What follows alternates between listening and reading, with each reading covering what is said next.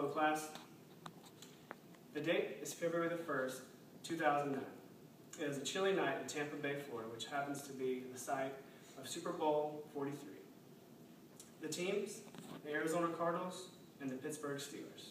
The Steelers come into this game as heavily favored victors, and this win would clinch their 6th Super Bowl ring, which would be the most in NFL history. After one half of play, the Steelers enjoyed a comfortable 10-point lead, 17-7, over the Cardinals.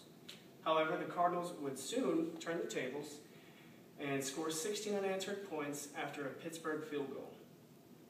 With 2 minutes and 35 seconds left to go, the Pittsburgh Steelers needed to go 78 yards to score a touchdown to win the game. With the help of the Terrible Towel and the Steeler Nation, they were able to do that with a 35-yard catch touchdown to give them the win and their 6th ring. Wow, what a team. I tell you this story to initially illustrate what kind of team the Pittsburgh Steelers are, and to further inform you of their rich history, their historically winning traditions, and their outstanding amount of class. First, let's talk history. The Pittsburgh Steelers were not always the best team in sports history. When they first took on the field on September the 20th, 1933, they took on the powerhouse New York Giants, who were far more developed as a team than the Pittsburgh team. It is also important to remember or note that they were first called the Pittsburgh Pirates instead of the Steelers. Long story short, the Giants manhandled Pittsburgh to give them their first loss by a margin of 23-2. It is safe to conclude that the 1930s and also most of the 1940s were not so fair to the struggling Pirates. One significant thing to remember or to note, by 1940, the Steelers changed the name from the Pittsburgh Pirates to now the Pittsburgh Steelers. They borrowed U.S. Steel's logo, Steel, to add the ERS, which is very, very significant in Pittsburgh history. So by the end of the 1940s, the newly named Steelers would have their first winning season and playoff berth in franchise history. This would be a short-lived victory and would seem to be only luck, because Pittsburgh would not go to the playoffs for the next 25 years. The 1970s, however, would serve as the catalyst to their success due to their first 3 Super Bowls that they won. Pittsburgh won the title in 1975, 1976, 79, and 1980.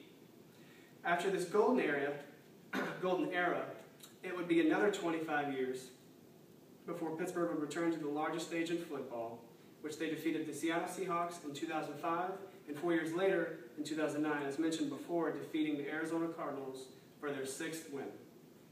Now, I could go on for days about talking about the winningest franchise in NFL history, but you also need to understand another element that what makes this franchise great, and that is family. The Steelers are the only franchise that have only been owned by one family, and that tradition still continues to this day. Art Rooney founded the Steelers in 1933, and his sons Art Jr. and Dan Rooney served as the team's chairman and president. An interesting point to remember is that it was Dan Rooney who composed the still-standing Rooney Rule. This rule requires every NFL team to interview at least one minority when hiring a new head coach. It is things like this, the Rooney Rule, and the compassion that the Rooneys have to always have love for their beloved Steelers and making them a classy team to be involved with.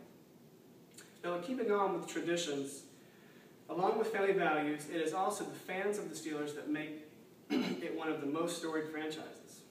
One of the most unmistakable symbols of the Pittsburgh Steelers is the Terrible Towel.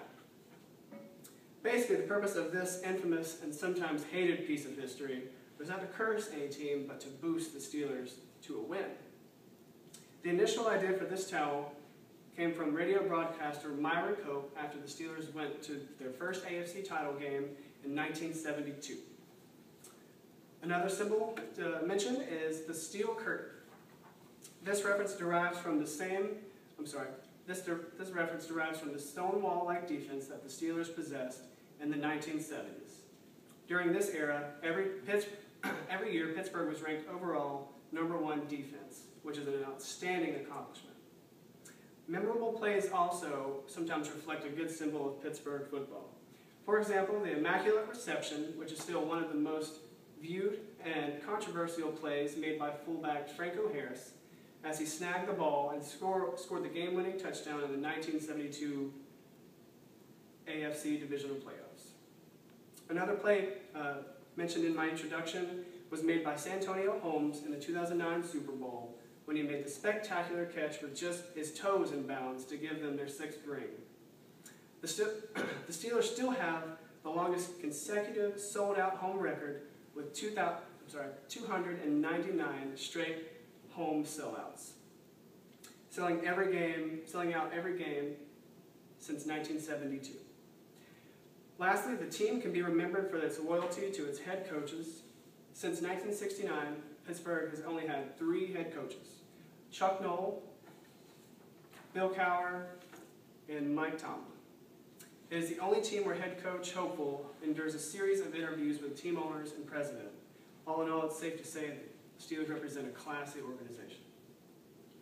Finally, I have reviewed the rich culture that the Pittsburgh Steelers bring to professional football with examples such as the terrible towel, the steel curtain, and some miraculous plays that are still viewed today. I have looked over the traditions such as the family values the Rooneys still have today, as well as the ever-present Steeler Nation. Also, I began informing you from the dog days of the 1930s when the Steelers did not have a prayer to now when they hold the record for the most Super Bowl wins. Let me finish with this. There are likely some NFL teams that have some sort of interesting past that have been around for 80 years. However, I have researched and I have looked and I have found none with the same amount of fan base, dedication to the team, and contain the same amount of family ties that the Steelers from Pittsburgh still hold today. Thank you for listening to my speech.